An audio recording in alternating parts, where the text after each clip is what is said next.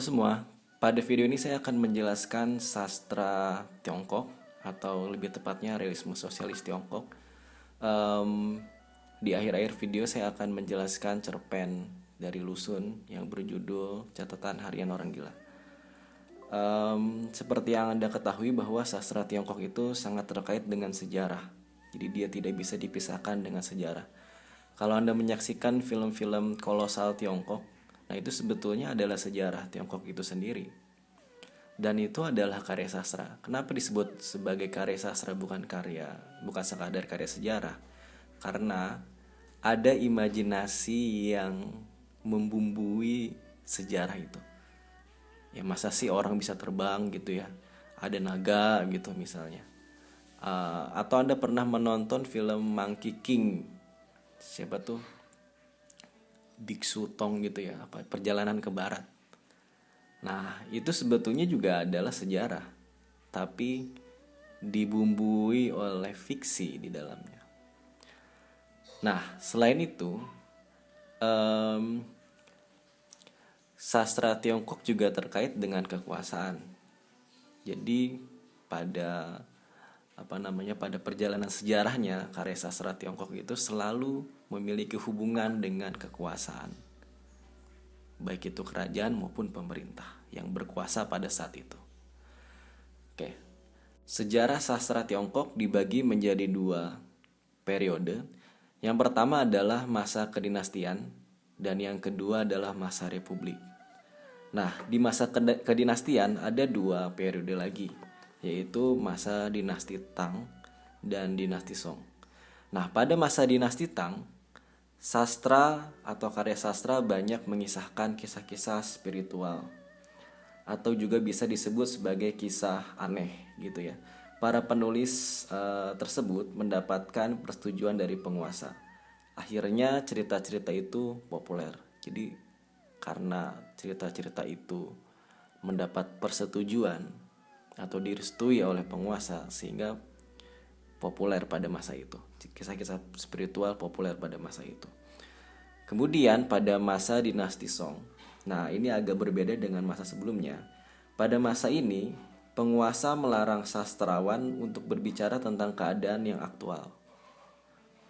Untuk itu, penguasa mengundang sastrawan untuk membuat ensiklopedia gitu ya. Jadi mereka tidak menulis karya sastra, tapi menulis ensiklopedia. Namun pada zaman ini justru sastra lisan sangat populer. Jadi mereka tidak menulis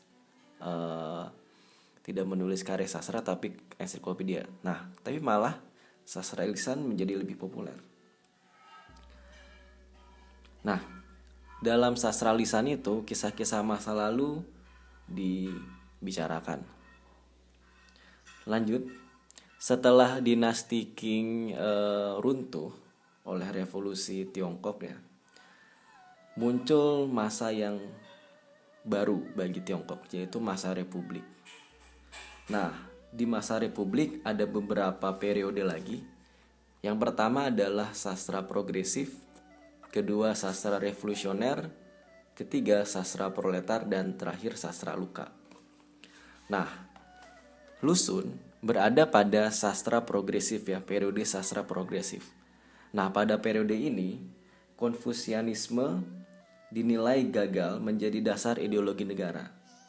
Sehingga pada masa ini karya sastra banyak mengkritik Konfusianisme yang sangat-sangat mengakar dalam kebudayaan masyarakat Tiongkok. Nah, pengarang-pengarang yang hadir pada masa ini adalah ini kalau tidak salah saya sebut namanya ya, Chen Deishui, Hu Shi, Lusun, dan Li Dazhao. Oke, lanjut lagi ke masa sastra revolusioner. Mungkin Anda pernah menonton film Ip Man. Di film itu ada masanya Tiongkok dijajah oleh Jepang gitu ya. Nah, sastra revolusioner ini tumbuh dan berkembang pada masa revolusioner.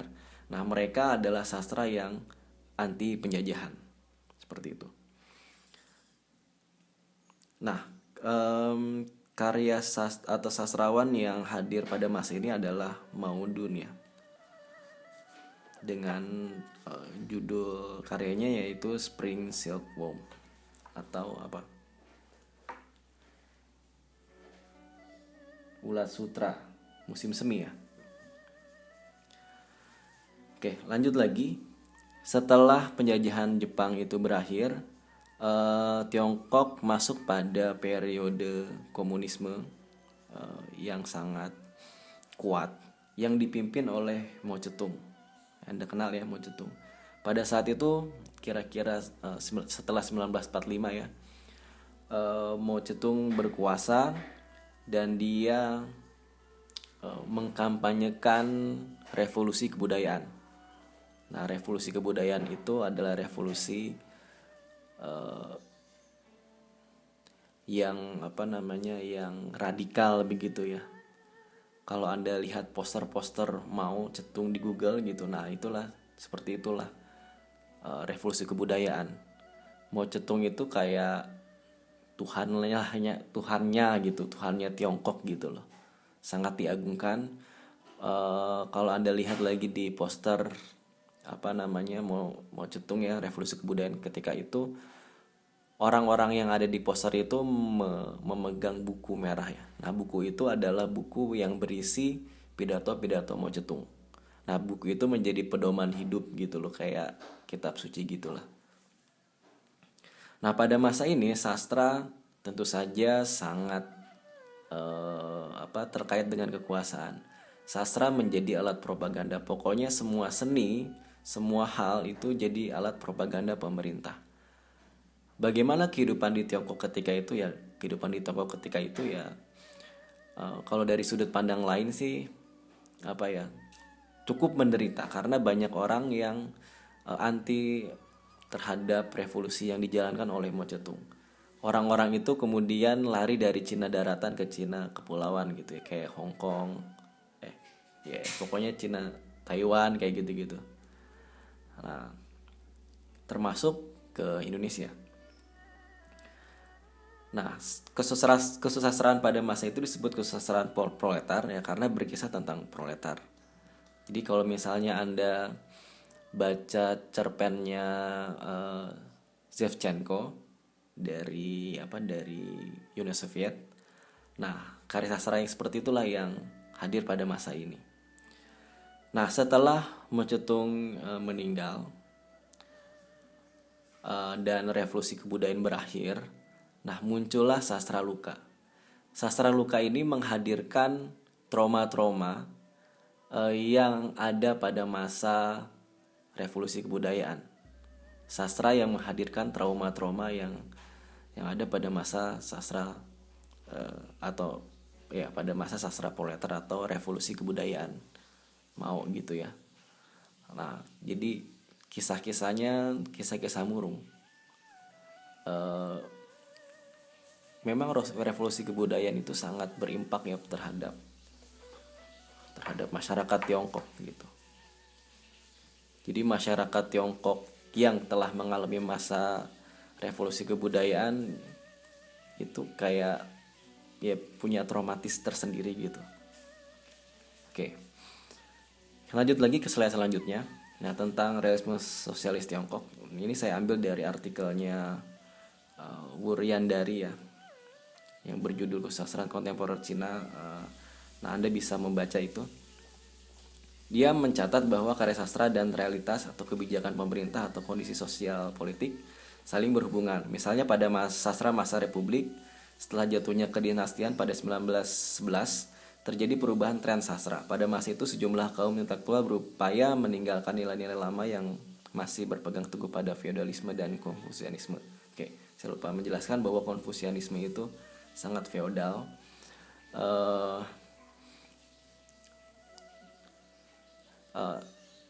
Bagi konfusianisme itu keluarga itu sangat penting. Jadi peran ayah itu sangat sentral. Dalam tataran makro, ayah itu dipandang sebagai pemerintahannya lah ya, rajanya gitu. Sementara anak atau istri adalah penduduknya. Nah, seperti itulah. Mereka mengusulkan kesusastraan bentuk baru yang beride anti-feudalisme. Para tokoh intelektual tersebut yang mulai mengusulkan, nah itu sudah saya bahas tadi ya. Nah sekarang lusun, nah ini bisa Anda baca sendiri. Oke. Konfusianisme dan feodalisme di Tiongkok. Konfusianisme berkaitan erat dengan feodalisme seperti yang saya jelaskan tadi. Selain kekuasaan dinasti, pendidikan keluarga menjadi hal yang melanggengkan feodalisme. Keluarga bagi masyarakat Tiongkok berkeyakinan Konfusianisme menjadi sarana pendidikan. Konfusianisme menerangkan perihal fungsi-fungsi masing-masing anggota keluarga. Dari sana, berbagai macam pendidikan ditransformasikan. Menurut Pane, ajaran Konfusius atau Konfusianisme membuat Tiongkok stabil dan tertib karena semua rakyat berpegang pada satu paham. Konfusianisme menjadi patokan hidup rakyat Tiongkok. Ajaran ini mulai dilanggengkan oleh kekuasaan yang mengajarkan nilai-nilai Konfusianisme kepada rakyatnya sebagai pedoman hidup dan pemantapan kekuasaan feodal. Dinasti Tang pada tahun 618 dan sampai 906 menjadikan ajaran Konghucu atau Konfusianisme atau Konghucu sebagai moral resmi. Nah, Konfusianisme dalam masyarakat Tiongkok awal abad ke-20, Konfusianisme berkaitan erat dengan feodalisme dan patriarkat. Ini saya kira sama informasinya ya. Oke, ini ada satu insight baru nih. Ada ilmu-ilmu pengobatan yang tidak masuk akal pada zaman ini. Jadi ada kanibalisme ya di dalam ajaran Konfusianisme, itu ada pengobatan yang kayak kanibalisme gitu. Jadi untuk mengobati suatu penyakit, seseorang harus memakan dagingnya sendiri gitu, atau darah manusia. Nah itulah yang ditentang oleh Lusun salah satunya. Ada lagi macam-macam pengobatan yang aneh gitu, yang nggak masuk akal. Ya makanya sekarang ada virus corona kan ya, karena masyarakat Tiongkok tuh kayak gitu. Kelawar dimakan gitu ya, ular dimakan. Ya kayak gitulah. Kaum revolusioner ya, yang poin terakhir, kaum revolusioner menganggap bahwa paham ini sudah kolot dan perlu ditinggalkan. Tapi justru paham ini populer lagi ya pada masa-masa komunisme sekarang gitu. Ya nggak tahu ya kenapa ya, tanya ahli Tiongkok ya. Oke, kita sekarang membicarakan catatan harian orang gila. Sebuah cerpen yang cukup panjang ya, dan saya kira sangat menarik kalau dibaca dengan bahasa Tiongkok. Itu kata dosen saya. Kalau dibaca dengan bahasa Tiongkok lebih banyak lagi simbol-simbol yang akan hadir gitu. Tapi kita baca versi Indonesianya, itu saya kira tidak mengurangi esensinya ya. Jadi cerpen ini kayak cerita berbingkai gitu kan. Menceritakan tentang aku ya. Aku ini mengalami sakit gila gitulah. Kemudian dia membuat catatan. Nah catatan itu yang diceritakan oleh cerpen ini. Di dalam catatan itu, si aku ini sangat bertentangan dengan lingkungan sekitarnya, dengan masyarakat. Nah ini ada kaitannya dengan teori Michel Foucault, di mana masyarakat itu sebetulnya menjadi agen sistem disiplin ya, agen untuk memastikan kekuasaan itu tetap berjalan begitu. Saya kira sudah jelas saya jelaskan di video itu ya. Oke, jadi aku ini bertentangan dengan masyarakat, dengan dokter, dengan kakaknya sendiri, dengan epistem yang ada pada zaman itu. Jadi epistem yang ada pada zaman itu adalah epistem feodalisme, epistem Konfusianisme atau Konghucu. Jadi dia bertentangan dengan itu. Nah, kita lihat pada bagian 1, ada kutipan yang menarik.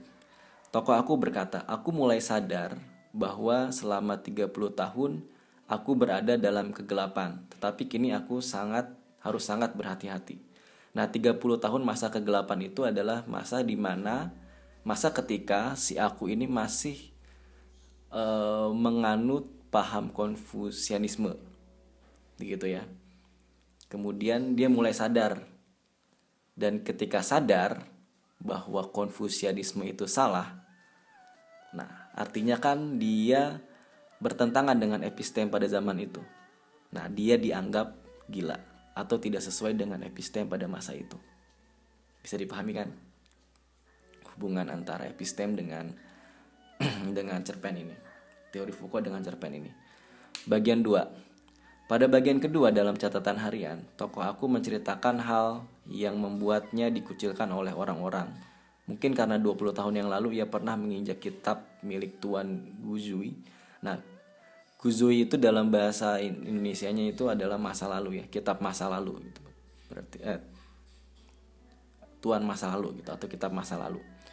Orang-orang mulai, dan ketika itu orang-orang mulai membencinya.